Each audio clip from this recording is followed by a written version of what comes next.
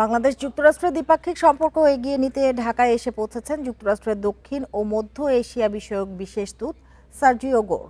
বেলা 2টার দিকে শাহজালাল বিমানবন্দরে এসে পৌঁছান তিনি। বিএনপি সরকার গঠনের পর এটি ট্রাম্প প্রশাসনের উচ্চ পর্যায়ের কোনো কর্মকর্তার প্রথম সফর। পররাষ্ট্রনীতির বর্তমান অগ্রাধিকার, আঞ্চলিক কৌশলগত অবস্থান এবং ঢাকা ওয়াশিংটন সম্পর্কের ভবিষ্যৎ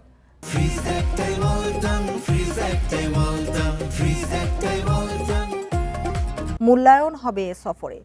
প্রধানমন্ত্রী, পররাষ্ট্রমন্ত্রী ছাড়া একাধিক মন্ত্রীর সাথে বৈঠক করবেন যুক্তরাষ্ট্রের বিশেষ দূত। এছাড়া রাজনৈতিক দলের নেতা, পেশাজীবী এবং নাগরিক সমাজের প্রতিনিধিদের সাথেও তিনি মত বিনিময় করবেন। পররাষ্ট্র মন্ত্রণালয়ের সূত্রে জানা গেছে, কক্সবাজার রোহিঙ্গা আশ্রয় শিবিরও পরিদর্শন করবেন সার্জিও গোর।